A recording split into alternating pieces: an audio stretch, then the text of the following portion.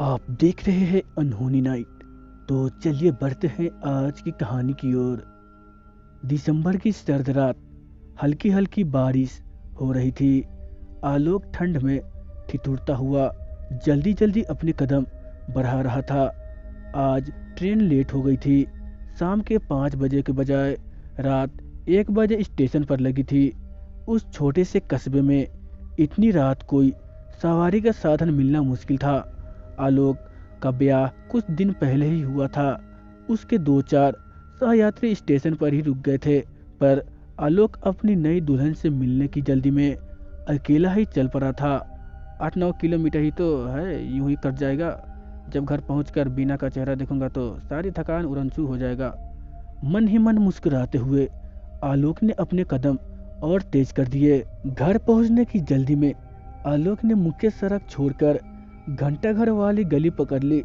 दिन में तो यहाँ मार्केट में कितनी चहल पहल रहती है, और रात के इस पहर कितनी शांति। बारिश की वजह से आवारा कुत्ते भी डूब के पड़े थे। आलोक बारिश की वजह से हुए कीचड़ में अपने ही पैरों की पदचाप सुनते हुए चल रहा था। आगे पुराने टाउन हॉल वाले चौराहे पर पहुंचते पहुंचते आलोक हल्का सा हांफने लगा। सामने राम खिलावन का चाट का ठेला कैसे उधर सा पड़ा। पिछले हफ्ते जब वो बीना को चाट खिलाने यहाँ लाया था तो कैसे गोलगप्पे के तीखेपन ने उसकी आंखों में पानी ला दिया और नाक लाल कर दी थी। बीना की उस दिन वाली शक्ल याद आते ही वो हंस पड़ा। फिर एक कदम चौंक गया। मैं क्या इस सुनसान जगह खड़े खड़े हंस रहा हूँ, मानव मन भी ना। वह फिर गीत गुनगुनाते हुए आगे बढ़ने लगा। आलोक अपनी धुन में चला जा रहा था। तभी उसकी पदचाप के साथ किसी और की पदचाप ताल मिलाने लगी। आलोक ने पीछे मुड़कर देखा, कोई नहीं था। उसे लगा शायद उसे धोखा हुआ है। वो थोड़ा सा सतर्क होकर चलने लगा। थोड़ी दूरी पर फिर से किसी के पैरों की आवाज उसके साथ साथ आ रही थी। इस बार वो थोड़ा डर गया। कोई तो चोर तो नहीं है।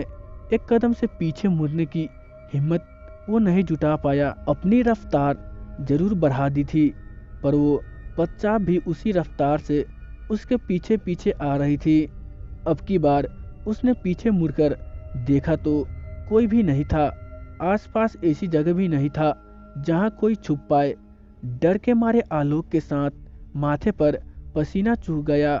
मन ही मन हनुमान चालीसा का पाठ पढ़ने लगा। वो लगभग भागने लगा।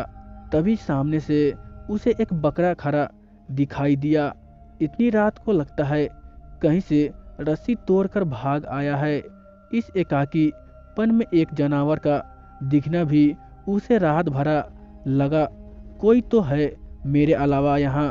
वो जैसे जैसे आगे बढ़ता रहा, वो बकरा कद में बढ़ने लगा और अब वो एक गाय जितना दिखने लगा था। आलोक, क्या छलावा है, यह है क्या? आलोक जैसे ही थोड़ा और आगे बढ़ा तो जानवर अपने पीछे 2 पैरों पर खड़ा हो गया और गुर्राते हुए आलोक की तरफ बढ़ा। उसके बड़े बड़े खूर अंधेरे रात में भी चमक रहे थे। आलोक अपनी जान हाथ में लेकर दौड़ पड़ा। उसे जहां रास्ता दिखा वहीं भागा। पीछे पीछे उस जानवर की गुर्राने की आवाजें भी कई बार तो बिल्कुल आलोक के कान पर। उस आवाज के साथ साथ जानवर की गर्म सांसें भी।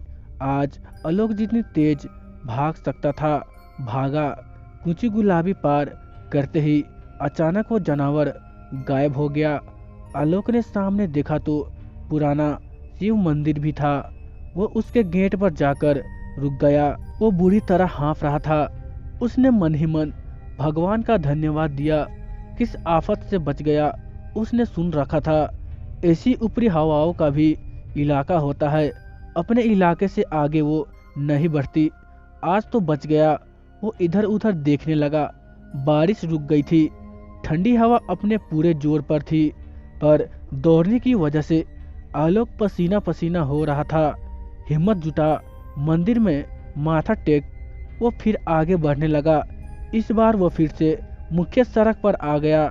इक्का दुक्का ट्रक सड़क से गुजर रहे थे। आलोक की जान में जान आई। वो कुछ मीटर ही आगे बढ़ा था कि एक दुकान के शटर के नीचे एक रिक्शा वाला कंबल डाले सो रहा था। आलोक बुरी तरह थक चुका था। उसने रिक्शे वाले को आवाज लगाई। रिक्शा वाला उठ खड़ा हुआ। का है, सोने भी नहीं दे तो दिन भर रिक्शा खींचत खींचत गौर पीर। आलोक उससे मनुहार करते हुए बोला, भैया बहुत मेहरबानी होगी अगर नई नहर कॉलोनी छोड़ दोगे, बहुत दूर से पैदल आ रहा हूँ। टेम का है? रिक्शा वाला बोला, 2:30 बज गए हैं। आलोक का ध्यान भी पहली बार समय पर गया। 1.5 घंटा बीत गया था। स्टेशन से चले काश वही रुक जाता। आलोक लगभग गिरियाता। सब बोला, भाई बहुत मेहरबानी होगी, घर पहुंचा दो। रिक्शा वाला उसे घूरते हुए रिक्शा निकालने लगा। आलोक रिक्शा पर सवार हो गया। रिक्शा वाला कंबल ओढ़े ओढ़े रिक्शा खींचने लगा। आलोक नींद और थकावट से बोझिल हो चला था। रिक्शा अपनी रफ्तार से आगे बढ़ रहा था। अंधेरी थी, कहीं कहीं लैंप पोस्ट की रोशनी पड़ती और बाकी सड़क अंधेरी। आधी से ज्यादा लैंप पोस्ट काम नहीं कर रहे थे। आलोक के मुंह से एक भद्दी सी गाली निकली। रिक्शा वाला बोला, क्या बात है भाई, इतनी रात कहाँ से आ रहे हो? आलोक ने फिर रेलवे वालों को गाली देते हुए बात बतानी शुरू की। वो अपनी घबराहट पर काबू पा चुका था, पर अब उसने टाउन हॉल वाले चौराहे पर उस ऊपरी हवा से मिलने की बात भी बतानी शुरू कर दी। बोला, भाई तू नहीं जानता आज किस आफत से बचकर आ रहा हूँ। अगर और कोई होता तो वहीं खड़े खड़े मुद्द देता। अपन पहलवाना के कुनबे से है, हनुमान जी की कृपा है। रिक्शा वाला बोला, अरे कोई पागल सांड रहा होगा, आप अंधेरे में डर गए होंगे। आलोक एकदम से ताव में आ गया। अरे ऐसी आफत, ऐसी चीज ना कभी देखी ना सुनी। उस आफत के खुर ऐसे थे जैसे जैसे आलोक शब्द खोजने लगा।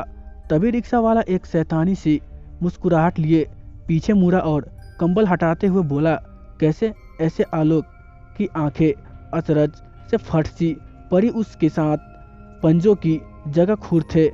वैसे ही चमचमाते हुए आलोक चिल्लाते हुए रिक्शे से कूद पड़ा। वो बेतहाशा भागा। पीछे से रिक्शे वाले के अट्टहास उसे लगातार सुनाई दे रहे थे। नहर वाली पुलिया पार करते ही उसे आवाज आनी बंद हो गई। उसने पीछे मुड़कर देखा तो ना रिक्शा था ना रिक्शे वाला। आलोक अब रोने को था। उसने अपने होश थोड़े संभाले। अब उसका घर ज्यादा दूर नहीं था। नहर के साथ साथ सड़क थी। आगे शुगर मिल के बाद ही उसकी कॉलोनी शुरू हो जाती है। आलोक ने एक लंबी सांस ली और दौड़ लगा दी। वैसे वो कोई खास कसरत नहीं करता था, पर आज डर ने उसके पैरों में पंख ला दिया और लगातार भाग रहा था। वहां से नहर के साथ उगी हुई झाड़ियां भी डरावनी लग रही थी। ऊपर से तेज चलती हवा उसके कानों में फुसफुसा रही थी। आलोक बार बार हनुमान चालीसा का पाठ पढ़ रहा था, फिर चाहकर भी वो डर अपने दिल से नहीं निकाल पाया। उसे लगातार लग रहा था जैसे उसके पीछे पीछे भी कोई भाग रहा हो। सामने मिल के गेट पर लगे बल्ब की रोशनी आलोक को अब दिखने लगी थी। उसने अपना पूरा जोर लगाया और दौड़ पड़ा। तभी उसका पैर किसी चीज से टकराया। उसका संतुलन बिगड़ा और वो अंधेरे में मुंह गिरा पड़ा। उसे लगा जैसे किसी ने उसका पैर पकड़ रखा हो। वह डर के मारे चिल्लाने लगा। शुगर मिल की तरफ से एक चौकीदार कौन है करता हुआ उसकी तरफ बढ़ा। आलोक उठने की कोशिश कर रहा था। चौकीदार ने डंडा हवा में लहराया। आलोक चिल्लाया, मैं हूँ राहगीर। आलोक के कपड़े और मुंह बुरी तरह से कीचड़ में सन चुके थे। आलोक बोला, भाई जरा हाथ दो।